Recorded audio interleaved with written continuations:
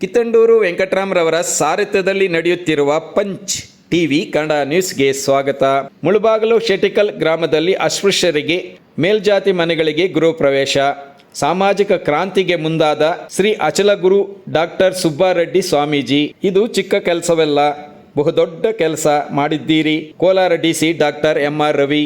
ಕೋಲಾರ ಜಿಲ್ಲೆ ಮುಳಬಾಗಿಲು ತಾಲೂಕಿನ ಕೆ ಬೈಪಳ್ಳಿ ಹತ್ತಿರ ಆಂಧ್ರ ಪ್ರದೇಶದ ಗಡಿ ಗ್ರಾಮ ಶೆಟ್ಟಿಕಲ್ ಗ್ರಾಮದಲ್ಲಿ ಒಕ್ಕಲಿಗರ ಹಾಗೂ ಭಜಂತ್ರಿ ಜನಾಂಗದ 4 ಕುಟುಂಬಗಳಿಗೆ ಇದೇ ಗ್ರಾಮದ ಅಸ್ಪೃಶ್ಯರಿಗೆ ಗೃಹ ಪ್ರವೇಶ ಮತ್ತು ಸಹಭೋಜನ ಕಾರ್ಯಕ್ರಮವನ್ನು ಅರಿವು ಭಾರತ ತಂಡ ಡಾಕ್ಟರ್ ಶಿವಪ್ಪ ಅರಿವು ಹಾಗೂ ಶ್ರೀ ಅಚಲಗುರು ಡಾಕ್ಟರ್ ಸುಬ್ಬಾರೆಡ್ಡಿ ಸ್ವಾಮೀಜಿರವರ ನೇತೃತ್ವದಲ್ಲಿ ಏರ್ಪಡಿಸಲಾಗಿತ್ತು. ಇನ್ನು ಈ ಕಾರ್ಯಕ್ರಮದಲ್ಲಿ Kolar DC doctor M R Ravi, Mulbagal tahsildar Geethamma, Shri Achalaguru ಪೀಠ ನಿತ್ಯಾನಂದ ಸ್ವಾಮೀಜಿ, ಡಾಕ್ಟರ್ ಸುಬ್ಬಾರೆಡ್ಡಿ ಸ್ವಾಮೀಜಿ, ವಾರಧಿ ವಿದ್ಯಾಸಂಸ್ಥೆಯ ಮಂಜುನಾಥ ರೆಡ್ಡಿ, ದಲಿತ ಸಂಘರ್ಷ ಸಮಿತಿಯ ಹಿರಿಯ ಮುಖಂಡರಾದ ಟಿ ವಿಜಯಕುಮಾರ್, ಅರಿವು ಭಾರತ ಸಂಸ್ಥಾಪಕ ಅಧ್ಯಕ್ಷರಾದ doctor Shivappa Arivu, Pandit Munivenkatappa, Olivia Om Prakash, comrade Papanna, Asadulla, Sanghasandra Vijayakumar ಮುಂತಾದ ಗಣ್ಯರು ಹಾಜರಿದ್ದರು. Kittandur Venkatram, punch TV news, Kolar. ಹೊರಗಡೆಯ ಶತ್ರುವನ್ನ ಗೆದ್ದರೆ ನೀವು ವೀರರಾಗ್ತೀರಿ ನಿಜ, ಆದರೆ ಒಳಗಿರುವ ಶತ್ರುಗಳನ್ನ ಗೆದ್ದರೆ ನೀವು ಮಹಾವೀರರಾಗ್ತೀರಿ.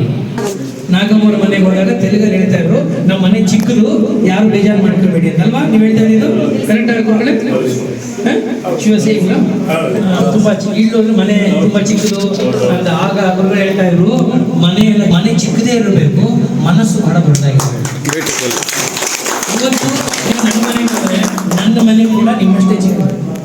ತುಂಬಾ ಜನ ಬಂದವರೆಲ್ಲ ಕೇಳ್ತಾರೆ, ನನ್ನ ಒಳಗೆ ಇರ್ತಕ್ಕಂಥ ದೈವತ್ವವನ್ನ ನಾನು ಬಡಿದೆಬ್ಬಿಸಿ ಆ ಮೂಲಕವಾಗಿ ಎಲ್ಲರಲ್ಲೂ ಮನುಷ್ಯತ್ವದ ಒಂದು ಜ್ಯೋತಿಯನ್ನು ಬೆಳಗಿಸಬೇಕು.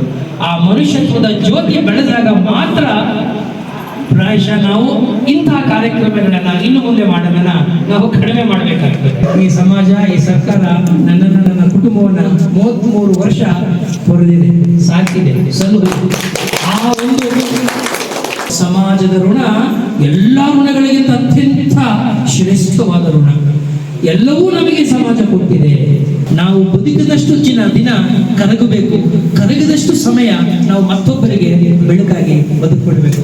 ಏನೋ ತಿಳ್ಕೊಂಡ್ಬಿಟ್ಟಿದ್ದೀನಿ ನಾನು, ನನಗೆಲ್ಲ ಗೊತ್ತು, ನಾನು ಅನ್ನುವ ನಾನತ್ವ ಎಲ್ಲಿಂದ ನನ್ನಿಂದ ಹೋಗೋದಿಲ್ವೋ ಅಲ್ಲಿವರೆಗೂ ನಾನು ಉದ್ಧಾರ ಆಗೋದೇ ಇಲ್ಲ.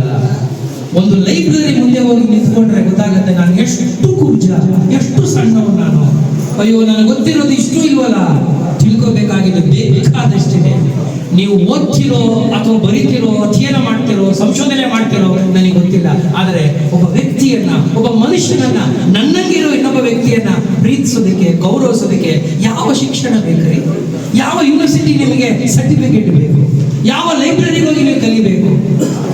ನನ್ನಂಗೆ ಇನ್ನೊಬ್ಬ ಮನುಷ್ಯನನ್ನ ಪ್ರೀತಿಸೋದಕ್ಕೆ, ನನ್ನಂಗೆ ಇರುವ ಇನ್ನೊಬ್ಬ ವ್ಯಕ್ತಿಯನ್ನ ನೀನು ನಮ್ಮವನು ಬಾಬಾ, ನನ್ನ ಜೊತೆಲೆ ಕೂತ್ಕೋ, ನನ್ನ ಕಷ್ಟ ಸುಖಕ್ಕೆ ಆಗಬೇಕು ನೀನು ಅಂತ ಮಾತಾಡೋಕೆ ಇದಕ್ಕೇನು ಬಹಳ ದೊಡ್ಡ ವಿದ್ಯೆ ಬೇಕಾ, ಡಿಗ್ರಿ ಬೇಕಾ? ನಮ್ಮ ಅಪ್ಪ ಆಗ್ಲಿ, ಅವರಪ್ಪ ಆಗ್ಲಿ ಏನು ದೊಡ್ಡ ದೊಡ್ಡ ಕಾಲೇಜಲ್ಲಿ ಓದ್ದವ್ರ, ದೊಡ್ಡ ಯೂನಿವರ್ಸಿಟಿ ಓದ್ಕೊ ಬಂದವ್ರ? ಇಲ್ವಲ್ಲ. ಆದ್ರೆ ಅವರಲ್ಲಿ ಏನಿತ್ತು? ದೊಡ್ಡತನ ಇತ್ತು. ನಾವು ನಿಮ್ಮ ಮನೆಗೆ ಬಂದಿದ್ವಲ್ಲ, ನಿಮ್ಮ ಹೆಸರೇನು? ನಾಗಮ್ಮವ್ರ ಮನೆಗೆ ಹೋದಾಗ ತೆಲುಗಲ್ಲಿ ಹೇಳ್ತಾ ಇದ್ರು, ನಮ್ಮ ಮನೆ ಚಿಕ್ಕದು, ಯಾರು ಬೇಜಾರು ಮಾಡ್ಕೊಬೇಡಿ ಅಂತಲ್ವಾ? ನೀವು ಹೇಳ್ತಾ ಇದ್ದು ಕರೆಕ್ಟ್ ಆಗಿ ಶಿವಸೇನ ತುಂಬಾ ಇಲ್ಲೊಂದು ಮನೆ ತುಂಬಾ ಚಿಕ್ಕದು ಅಂತ. ಆಗ ಗುರುಗಳು ಹೇಳ್ತಾ ಇದ್ರು, ಮನೆ ಚಿಕ್ಕದೇ ಇರಬೇಕು, ಮನಸ್ಸು ಬಹಳ ದೊಡ್ಡದಾಗಿರಬೇಕು. ಇವತ್ತು ನನ್ನ ಮನೆ ಕೂಡ ನಿಮ್ಮಷ್ಟೇ ಚಿಕ್ಕದು. ತುಂಬಾ ಜನ ಬಂದವರೆಲ್ಲ ಕೇಳ್ತಾರೆ, ಏನ್ ಸರ್ ನೀವು ಇಷ್ಟು ದೊಡ್ಡ ಆಫೀಸರ್ ಆಗ್ಬಿಟ್ಟು ಇಷ್ಟು ಸಣ್ಣ ಮನೇಲಿ ಇದ್ದೀರಲ್ಲ ಅಂತ ಕೇಳ್ತಾರೆ. ನಾನು KS ಆಫೀಸರ್ ಆಗೋಕ್ಕಿಂತ ಮುಂಚೆ ಮೇಷ್ಟ್ರಾಗಿದ್ದಾಗ ಯಾವ ಮನೆ ಕಟ್ಟಿಸಿದ್ನೋ ಅದೇ ಮನೇಲಿ ಇವತ್ತಿಗೂ ವಾಸವಾಗಿದ್ದೇನೆ. ಬಹುಶಃ ನಾನು ಸತ್ತರೆ ಅದೇ ಮನೇಲಿ ಸಾಯ್ತು. ಮನೆ ಬೇಕು ಅಂತ ಯಾವತ್ತೂ ಅನ್ನಿಸ್ಲಿಲ್ಲ. ನನ್ನ ಹೆಂಡತಿ ಒಂದಿನ ಕೇಳಲಿಲ್ಲ, ಅವಳು ದೊಡ್ಡ ಮನೆ, ಶ್ರೀಮಂತರ ಮನೆಯಿಂದ ಬಂದವಳು. ನನ್ನ 2 ಮಕ್ಕಳು ಕೇಳಲಿಲ್ಲ. ಕೇಳಿದೆ ನಾನು, ಏನಾದ್ರು ಬೇರೆ ದೊಡ್ಡ ಮನೆ ಬೇಕಂತ. ಸುಮ್ಮನೆ ಕೇಳಬೇಕು, ನನ್ನ ದೇಶ ಚೈತನ್ಯ ಇಲ್ಲ, ಕೇಳ್ಬೇಕಲ್ಲ. ಕೇಳಿದ್ರೆ ಅವರು ಇಲ್ಲ ಬೇಡ, ಇಲ್ಲೇ ಚೆನ್ನಾಗಿದೆ ಅಂತ. ಕೆಲವ್ರು ಬಂದು ಕೇಳಿದ್ರು, ಈ ಸಣ್ಣ ಮನೇಲಿ ಹೆಂಗಿರ್ತೀರಿ, ಯಾರು ಬಂದ್ರು ಕೂತ್ಕೊಳ್ಳೋದು? ಏನಂತೆ, ಮನೇಲಿ ಬೇಕಾಗಿರೋದು ಮನಸ್ಸು. ಆಮೇಲೆ ಬಾಂಧವ್ಯ ಗಟ್ಟಿಯಾಗಿರ್ಬೇಕು ಅಂದ್ರೆ ಗಂಡ ಹೆಂಡತಿ ಮಕ್ಕಳು ಒಟ್ಟಿಗೆ ಕೂತ್ಕೊಂಡು ಒಬ್ರಿಗೊಬ್ರು ತಾಕಿಕೊಂಡು ಕೂತ್ಕೊಂಡು ಊಟ ಮಾಡ್ತಿರಲ್ಲ, ಆ ಸಂದರ್ಭ, ಆ ಸುಖ ದೊಡ್ಡ ಮನೆ ಸಿಗುತ್ತಾ ನಿಮಗೆ? ಅವನೆಲ್ಲೋ ಮಗ ಒಂದು ಮೂಲೆಯಲ್ಲಿ, ಮಗಳೆಲ್ಲೋ ಒಂದು ಮೂಲೆಯಲ್ಲಿ, ಅವ್ರವ್ವ ಒಂದು ಮೂಲೆಯಲ್ಲಿ, ಅವ್ರ ಅಪ್ಪ ಇನ್ನೊಂದು ಮೂಲೆಯಲ್ಲಿ. ಇದು ಬಾಂಧವ್ಯ ಅಂತಾರ? ಇದು ಸಂಬಂಧ ಅಂತ ಹೇಳ್ತಾರ? ಯಾವ ಸಂಬಂಧ ಬೆಳೆಸಿದ್ದಾರೆ? ಎಲ್ಲೋ ದೂರದಲ್ಲಿರೋ ನನ್ನ ಮೇಲಿರೋ ಮಗನ ಕರಿಬೇಕಾದ್ರೆ ಮೊಬೈಲಲ್ಲಿ ಫೋನ್ ಮಾಡಿ ಕರಿಬೇಕು. ನಾನು ಕೂಕ್ ಹಾಕಿದ್ರೆ ನನ್ನ ಮಗ ಬರ್ಬೇಕಲ್ವೇನ್ರಿ? ನಾನು ಸಾಯ್ತಾ ಇದ್ರೆ ನನ್ನ ಮಗ ಮೇಲಿದ್ರೆ ನನ್ನ ಮೊಬೈಲ್ ಇಟ್ಕೊಂಡು ನಾನು ಕರೀಲ. ಯಾವ ಬಾಂಧವ್ಯಗಳನ್ನ, ಯಾವ ಸಂಬಂಧಗಳನ್ನ ನಾವು ಬೆಳೆಸ್ತಾ ಇದೀವಿ, ಅದ್ರ ಬಗ್ಗೆ ಮಾತಾಡ್ತಾ ಇದೀವಿ. ಯೋಚನೆ ಮಾಡಿ.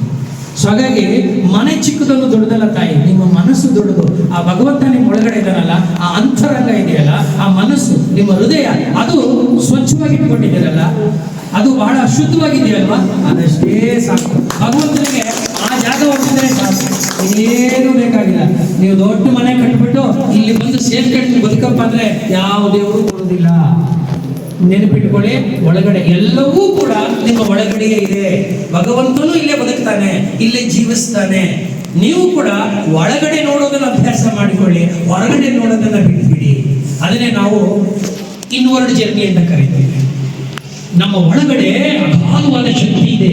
ನಮ್ಮ ಮನಸ್ಸಿನ ಒಳಗಡೆ, ದೇಹದ ಒಳಗಡೆ, ನಮ್ಮ ಬುದ್ಧಿನಲ್ಲಿ ಅಪಾರವಾದಂತಹ ಶಕ್ತಿ ಇದೆ. ಆ ಶಕ್ತಿಯನ್ನು ನಾವು ಯಾರು ಅರ್ಥ ಮಾಡ್ಕೊತಾ ಇಲ್ಲ.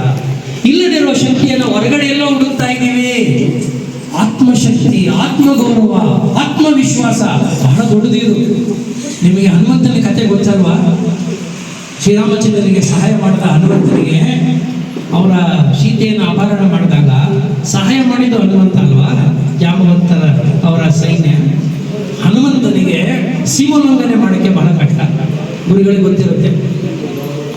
ಸೀತಾ ಮಾತೆಯನ್ನು ವಾಪಸ್ ಕರ್ಕೊ ಬರ್ಬೇಕು ಅಂದ್ರೆ ಸಮುದ್ರವನ್ನ ನಾನು ಇದು ಮಾಡಬೇಕು, ಲಂಘ ಮಾಡಬೇಕು. ಹೆಂಗೆ ನಾ ಸೀಮೋಲ್ಲಂಘನೆ ಮಾಡೋದು? ಅಷ್ಟು ಶಕ್ತಿ ನನಗಿದೆಯಾ? ಶ್ರೀರಾಮ ಪ್ರಭು ನನ್ನ ನಂಬಿ ನನಗೊಂದು ಅವಕಾಶ ಕೊಟ್ಬಿಟ್ಟಿದ್ದಾರೆ, ನನಗೊಂದು ಚಾನ್ಸ್ ಕೊಟ್ಟಿದ್ದಾರೆ. Task very big task, very challenging task. ನಾನು ಈ ಸಮುದ್ರವನ್ನ ಹಾರಿ ಹೋಗಿ ಅಲ್ಲೆಲ್ಲೋ ದೇಶದಲ್ಲಿರುವಂತಹ ಸೀತಾ ಮಾತೆಯನ್ನು ಕಂಡಿಡಿದು ಕರ್ಕೊಂಡ್ಬರ್ಬೇಕು ಅಂದ್ರೆ ಅದು ಸುಲಭವಾದ ಮಾತೆ. ನನಗೆ ಈ ಸಮುದ್ರವನ್ನೆಲ್ಲ ಲಂಘಿಸ್ತಕ್ಕಂಥ ಅಂದ್ರೆ ಹಾರಾಟ ಮಾಡ್ತಕ್ಕಂಥ ಶಕ್ತಿ ಇದೆ ಇಲ್ವಲ್ಲ ನನಗೆ ಅಂತ ಯೋಚನೆ ಮಾಡ್ತಾ ಕೂತ್ಬಿಡ್ತಾನೆ. ಅವಾಗ ಆ ಕಪಿಗಳಲ್ಲಿ ಬುದ್ಧಿವಂತರಾಗಿರೋ ಜಾಂಬವಂತ ಬಂದು ಅಂತ ಕೇಳ್ತಾನೆ, ಯಾಕಂತ ಹಿಂಗಿದೆಯಾ? ಇಲ್ಲ ಹಿಂಗಿದೆ, ನನಗೆ ಆಗುತ್ತಾ? ನನಗೆ ಶಕ್ತಿ ಇದೆಯಾ? ನನಗೆ ಸಾಧ್ಯವಾ ಅಂತ ಕೇಳ್ತಾನೆ. ಅದಕ್ಕೆ ಇಲ್ಲ, ಆವಾಗ ಅವರ ಒಂದು ಕಥೆ ಹೇಳ್ಬಿಟ್ಟು ಅವನು ಇದ್ದಂಥ ಶಕ್ತಿಯನ್ನು ಮತ್ತೆ ಮರುಕಳಿಸುವ ಹಾಗೆ ಒಂದು ಮೋಟಿವೇಟ್ ಮಾಡ್ತಾನೆ. ಆ ಮೋಟಿವೇಶನ್ ಇಂದ ಹನುಮಂತ ನಂತರ ಏನು ಮಾಡ್ದ ಅನ್ನೋದು ನಿಮಗೆಲ್ಲ ಗೊತ್ತಿದೆ. ಹಾಗೆ ನಮ್ಮ ಒಳಗಡೆ ಇರುವಂತಹ ಅಶುದ್ಧವಾಗಿರುವಂತಹ ಶಕ್ತಿಗೆ ನಾವು ಆಗಾಗ ಬಡಿದೆಬ್ಬಿಸಬೇಕು. ಅದಕ್ಕೆ ಆಗಾಗ ಒಡೆದು ಎಬ್ಬಿಸ್ತಾ ಇರಬೇಕು. ಇಲ್ಲಾಂದ್ರೆ ಅದು ನಿದ್ದೆ ಮಾಡಿಬಿಡುತ್ತೆ. ಅಕಸ್ಮಾತ್ ನನ್ನ ಕೈಲಿ ನನ್ನ ಶಕ್ತಿಯನ್ನ ಅರ್ಥ ಮಾಡ್ಕೊಳಕ್ ಸಾಧ್ಯವಾಗದಂದ್ರೆ ಇಂತಹ ಗುರುಗಳ ಮಾರ್ಗದರ್ಶನ ಇರಬೇಕು. ಈ ಸಮಾಜದಲ್ಲಿ ಏನು ಈ ಜಾತಿಯ ವ್ಯವಸ್ಥೆಯನ್ನ ನಾವು ತೊಡೆದಾಕಬೇಕು, ಅದನ್ನ ಸಂಪೂರ್ಣ ತೊಡೆದಾಕಬೇಕು ಅಂತ ಏನು ಅರಿವು ಭಾರತದ ತಂಡದ ಎಲ್ಲ ಸ್ನೇಹಿತರು ಪ್ರಯತ್ನ ಮಾಡ್ತಾರಲ್ಲ, ಅವರು ಒಂದು ಮಾರ್ಗದರ್ಶನವಾಗಿ ನಮ್ಮ ಮುಂದೆ ಬಂದಿದ್ದಾರೆ. ಅವ್ರಿಗೆಲ್ಲ ಗೊತ್ತು ನಮ್ಮೊಳಗಡೆ ಬಹಳ ದೊಡ್ಡ ಶಕ್ತಿ ಇದೆ. ಆ ಶಕ್ತಿನ ನಾವು ಅರ್ಥ ಮಾಡ್ಕೊಳಕ್ ಸಾಧ್ಯವಾಗದರೆ ನೋಡಿ, ಹರಿಷಡ್ ವರ್ಗಗಳು ನಮ್ಮ ಒಳಗಡೆ ಇರೋದು. ಹೊರಗಡೆ ಇರೋ ಯಾವ ಶತ್ರುಗಳು ಇಲ್ಲ. ಹೊರಗಡೆ ಇರುವ ಶತ್ರುಗಳನ್ನ ಗೆಲ್ಲೋದು ಬಹಳ ಸುಲಭ. ಹೊರಗಡೆಯ ಶತ್ರುವನ್ನ ಗೆದ್ದರೆ ನೀವು ವೀರರಾಗ್ತೀರಿ ನಿಜ, ಆದರೆ ಒಳಗಿರುವ ಶತ್ರುಗಳನ್ನ ಗೆದ್ದರೆ ನೀವು ಮಹಾವೀರರಾಗ್ತೀರಿ. ಆ ಮಹಾವೀರರಾಗಬೇಕು ಅಂದ್ರೆ ಮೊದಲು ನಾನು ನನ್ನನ್ನು ಅರ್ಥ ಮಾಡಿಕೊಂಡು ನನ್ನ ಒಳಗಿರ್ತಕ್ಕಂಥ ದೈವತ್ವವನ್ನ ನಾನು ಬಡಿದೆಬ್ಬಿಸಿ ಆ ಮೂಲಕವಾಗಿ ಎಲ್ಲರಲ್ಲೂ ಮನುಷ್ಯತ್ವದ ಒಂದು ಜ್ಯೋತಿಯನ್ನು ಬೆಳಗಿಸಬೇಕು. ಆ ಮನುಷ್ಯತ್ವದ ಜ್ಯೋತಿ ಬೆಳೆದಾಗ ಮಾತ್ರ ಪ್ರಾಯಶಃ ನಾವು ಇಂತಹ ಕಾರ್ಯಕ್ರಮಗಳನ್ನ ಇನ್ನು ಮುಂದೆ ಮಾಡೋದನ್ನ ನಾವು ಕಡಿಮೆ ಮಾಡಬೇಕಾಗ್ತದೆ. ಯಾಕಂದ್ರೆ ಈ ಸಮಾಜ ಎಲ್ಲವನ್ನೂ ಕೂಡ ತಾನೇ ಮಾಡೋಕ್ಕಾಗೋದಿಲ್ಲ. ಒಪ್ಕೋತೀವಿ, ಸಮಾಜದಲ್ಲಿ ಎಲ್ಲರಿಗೂ ಎಲ್ಲ ಶಕ್ತಿ ಇದೆ ಅಂತ ನಾನು ಅನ್ನಲ್ಲ, ಎಲ್ಲರಿಗೂ ಎಲ್ಲ ರೀತಿಯಾದಂತಹ ಸಾಮರ್ಥ್ಯಗಳಿದೆ ಅಂತ ನಾನು ಒಪ್ಕೊಳ್ಳೋದಿಲ್ಲ. ಆ ಕಾರಣಕ್ಕಾಗಿ ಅರಿವು ಭಾರತ ನಮಗೆ ಈಗ ಹೆಚ್ಚಿನ ಒಂದು ಪರಿಣಾಮಕಾರಿಯಾದಂತಹ ಒಂದು ಸಾಧನವಾಗಿ, ಒಂದು ವೇದಿಕೆಯಾಗಿ ನಮಗೆಲ್ಲ ಸಹಕಾರ ಮಾಡ್ತಾ ಇದೆ. ಇವತ್ತು ನಾನು ಮುನೇಗೌಡರು ಇಲ್ಲಿದ್ದಾರಲ್ಲ, ಮುನೇಗೌಡರು ಅವರ ಶ್ರೀಮತಿಯವರು ಮತ್ತೆ ಉಳಿದ ಎಲ್ಲ ನಮ್ಮ ಏನು ಅರಿವು ಭಾರತದ ಈ ಕಾರ್ಯಕ್ರಮದಲ್ಲಿ ಭಾಗವಹಿಸಿದೆ. ನಿಮಗೆ ನಾನು ವೈಯಕ್ತಿಕವಾಗಿ ಧನ್ಯವಾದಗಳು ಹೇಳೋದ್ರ ಮೂಲಕ ನಿಮಗೆ ಅಭಿನಂದನೆಗಳು ಸಲ್ಲಿಸ್ತೀನಿ. ಯಾಕಂದ್ರೆ ನೀವು ಇವತ್ತು ನಿಮ್ಮ ಗ್ರಾಮದಲ್ಲಿ ಬಹಳ ದೊಡ್ಡ ಇತಿಹಾಸವನ್ನ ನಿರ್ಮಾಣ ಮಾಡಿದ್ದೇವೆ. ನಿಮಗೆ ಗೊತ್ತಿಲ್ಲ ಇವತ್ತು ಎಂತ